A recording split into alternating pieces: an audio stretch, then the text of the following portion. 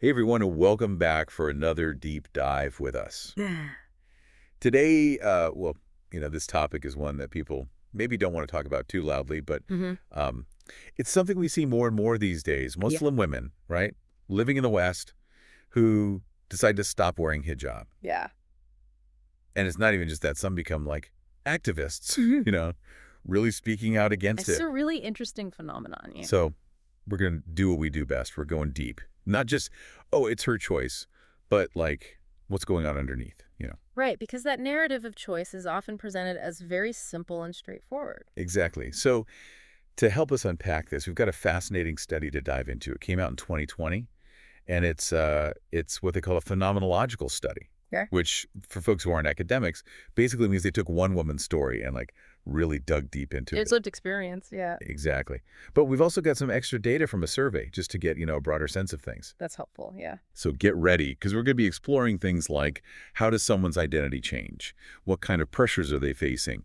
And especially, when you're a Muslim woman who's moved to a Western country, how does that whole process play into all of this? Yeah, the integration process is crucial to consider here. Absolutely. And the study is really interesting because it emphasizes this woman's subjective experience, her own perception of her situation, Right. rather than, getting bogged down in theological arguments about what hijab should or shouldn't be. Yeah, like less about the rules and more about how it feels. Right, precisely. Okay, so before we get into the nitty-gritty, give us the thumbnail sketch.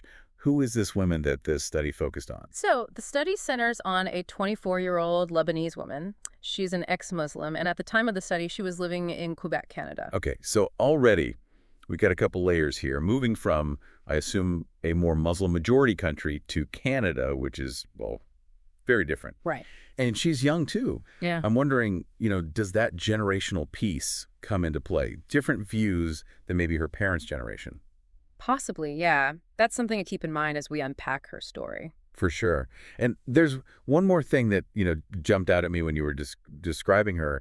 She's not just living her life, right? She's actively campaigning against hijab. Yes, that's a key point. She's very vocal about her reasons for leaving Islam and removing her hijab. So we've got cultural shifts, potential generational differences, and now this active advocacy aspect. It's like, whoa, a lot going on. Definitely. And the study actually identified 5 key themes that emerged from her story, which really offer some fascinating insights into why she chose to dissociate from hijab. All right, 5 themes. Lay it on me. What's the first one we're going to dive into? The first one is what the researchers called religious discrepancy. Essentially, this woman now feels, and she uses pretty strong language here, a real despise for Islam. Whoa, okay. She sees it as, dangerous, intolerant, and man-made, not a divine system at all. That's a pretty strong stance, right? Yeah. So what led her to that point, I wonder? Well, and this is interesting. She actually uses science as justification for her atheism. Yeah. She basically argues that, if there really was this all-powerful God, shouldn't we be able to, detect that energy scientifically? Interesting. So that, to me, that signals a pretty big shift in her worldview, right? Yeah. Moving away from faith and towards a more empirical, scientific way of understanding the world. Absolutely. And it's something we see quite often, this shift towards a more scientific worldview, especially among second-generation immigrants. Yeah? Yeah, they're often grappling with reconciling their parents' background, which might be very religious and culturally specific, with the, often more secular society they find themselves living in now. So like questioning the traditional beliefs they grew up with. Exactly. It's like they're standing at a crossroads trying to figure out where they belong. I can see how that would lead to some internal conflict, right? Mm. And maybe how that conflict plays out in their lives, like with hijab. Okay, so on to the next theme. What did the study reveal about this woman's self-esteem? So the second theme that emerged was low self-esteem. And this is where things start to get a little more personal. She talked about feeling less beautiful, undesirable, especially being in a predominantly white society. Yeah, that unfortunately makes sense. It's hard to escape those Eurocentric beauty standards that are, everywhere. Right. And what makes it even more, I guess, poignant is that she actually described how her own family would criticize her skin tone, Oh, wow. like tell her certain colors made her look darker, that kind of thing. Ouch. That must have been so hurtful to be made to feel inadequate like that within your own family, let alone, by society. Makes you think, how does that impact your sense of self-worth? long Right. term. Absolutely. And this is where the whole complexity of hijab comes in, right? Because in contexts like this, hijab can become a way for some women to, I guess, gain respect, cultivate a sense of inner beauty rather than focusing on their outward appearance. So it's almost like creating this safe space where they're not constantly being judged by, those external standards. Yeah. But here's where things get even more interesting. The study actually found that veiled women, in general, felt more attractive when they were unveiled, Oh, really? which kind of challenges that assumption that hijab automatically equals more confidence. Mm-hmm. It seems for some women it might do the opposite. Mm-hmm. Like maybe it adds another layer of self-consciousness or makes them feel like they have to hide. That's such a good point. Like, it really shows how differently people experience hijab. There's no Yeah. one size fits all. Exactly. It underscores the importance of looking at the individual and their specific context. Okay, what's next? Hit me with theme number 3. All right, this one is called powerlessness. And here, the woman describes feeling trapped and controlled, specifically by her family. Oh, And she actually uses a very strong image to describe hijab. She calls it a prison. wow. For her, it symbolizes a denial of her freedom and independence. So, like, the complete opposite of that empowerment narrative we often hear. Exactly. It suggests that for some, wearing hijab might be more about conforming, adhering to family pressure rather than freely expressing their faith. It's like we can't project our own ideas of what a symbol means onto other people. Exactly. It's about recognizing the individual's agency and respecting their interpretation, even if it differs from our own. For sure. Okay, what about theme number 4? What did the researchers uncover there? This one dives into the social consequences, and they titled it Alienation. This is where her story really becomes heartbreaking. Okay. She talks about losing family and friends for rejecting Islam and removing her hijab. Yeah. And she even shares that her own mother prays for her death. That's heavy. I mean, that highlights the intense social cost that can come with, choosing to unveil, Yeah. especially if you come from a more conservative community. You think about, like, acceptance, tolerance, and how hard it can be to reconcile your personal beliefs with what your family or your culture expects of you. Exactly. Apostates, those who renounce their faith, they often face isolation, rejection, sometimes even threats of violence. And it's not just the family, right? There's that wider societal context, too. Right. We can't ignore the discrimination that visibly Muslim women face, in the West. Mm-hmm. That feeling of being an outsider, like, all of that feeds into this sense of, dissonance, and maybe plays a role in why some choose to dissociate from things like hijab. Absolutely. It's this complex web of personal, familial, and societal forces at play. All right, we got one more theme to go. What's the final piece of this puzzle? This last one, trauma, is really powerful, and I think it gets at some of the deeper emotional roots of her decision. This is where she reveals a history of abuse, both mental and physical, Oh, wow. and not just from society, but from within her family as well. Yeah, trauma can really shape, every aspect of your life, your choices, how you see yourself, the whole thing. Absolutely. And there's this one detail she shared that really stuck with me. She's talking about her mother and how her mom said she would send a son to fight for Hezbollah, even if he didn't want to. Hezbollah. Yeah, the militant group in Lebanon. And the reason she'd do that, according to the mom, is because it's an honor to die a martyr. Chilling. I mean, that just gives you a glimpse into the kind of environment she grew up in, Yeah. and makes you think about how these experiences, on top of any personal trauma, could impact how she views Islam. For sure. It's a powerful example of how trauma can become a catalyst for dissociation. And in some cases, hijab becomes a symbol of that pain, something they're trying to escape. Yeah, it's like if that's what it represents to you, of course you'd want to get away from it. So, okay, these 5 themes, they paint a very different picture of hijab dissociation than what we normally hear. They do. It's a lot more nuanced, a lot more personal, a lot more...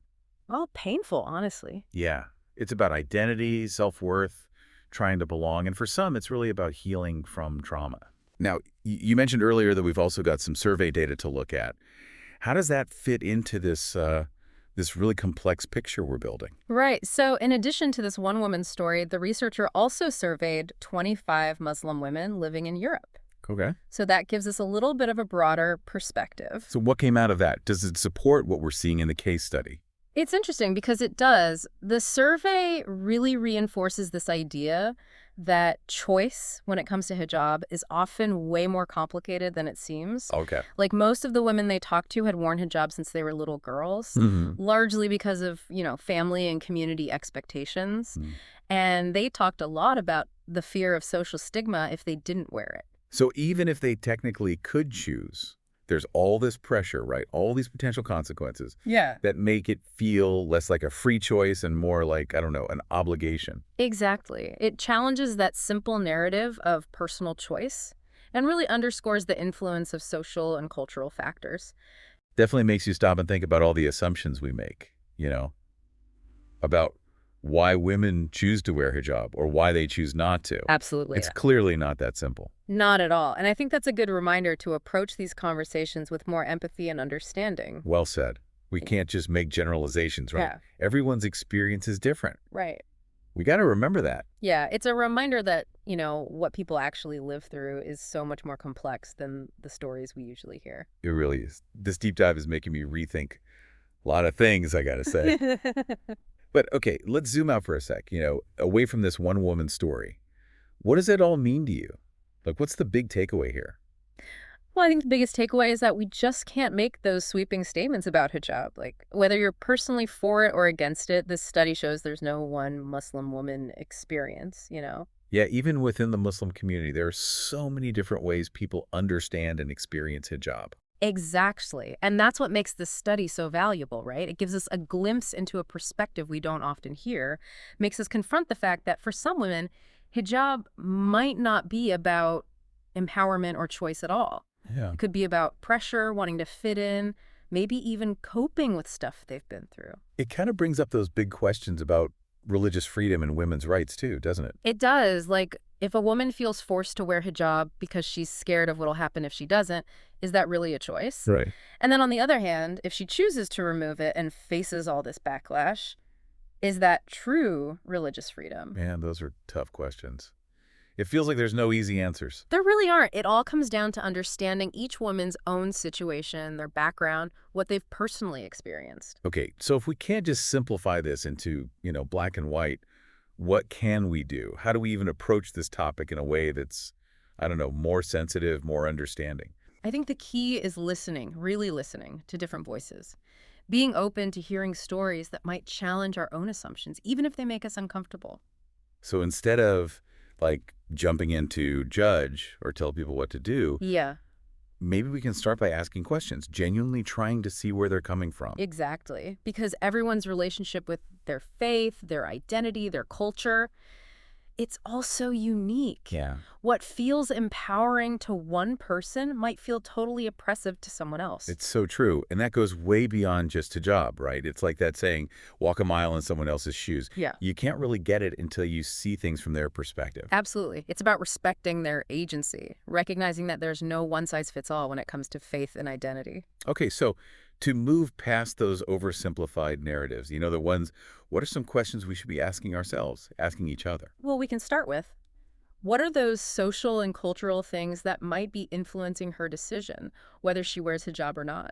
Good one. Gets you thinking bigger picture, right? Not just about the individual. Right. And then we can also ask, what are the consequences, good and bad, she might face for her choice?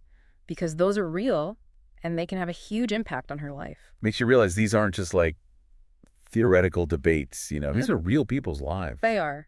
And then lastly, I think the most important question is, how do we build a world where women feel safe and supported to make their own choices about their bodies, their beliefs, without being forced or judged? Man, that's a powerful question.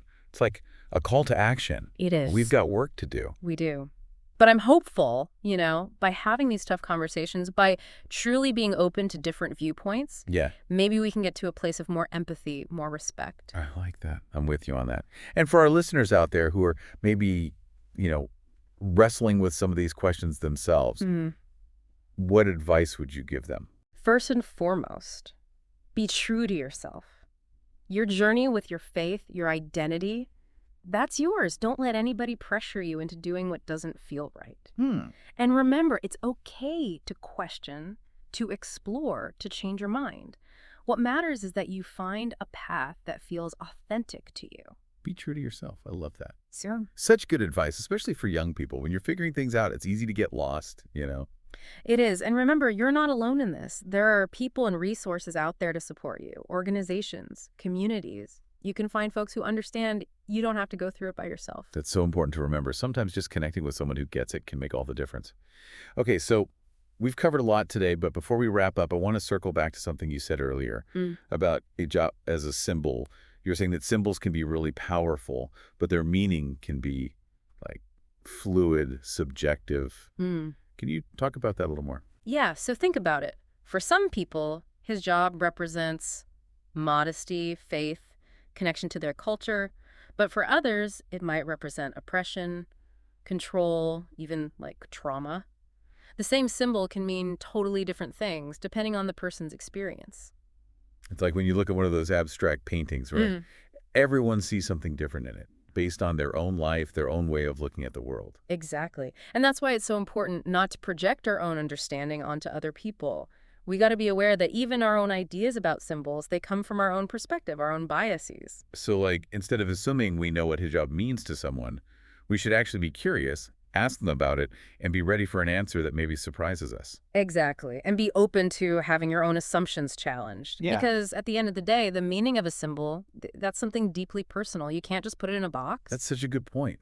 It's like a reminder to be humble, and be willing to learn from each other. And with that in mind, I'd like to leave our listeners with a final thought-provoking question. I'm intrigued. Give it to us. What's that question? So, if hijab is a symbol, right, as we've been talking about, what does it represent to you, personally? Is it freedom, faith, culture, or is it something else entirely?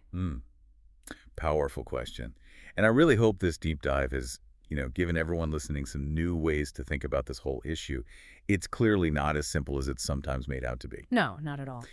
Even though we're focusing on hijab dissociation specifically today, it feels like so much of what we talked about, those themes of identity, belonging, that goes way beyond just hijab, right? For sure. It's about that basic human need to figure out where we fit in, who we are, and that can be a really complicated process, especially when you're trying to balance, different parts of yourself. Especially in a world that's like constantly changing, right? More and more connected, more diverse.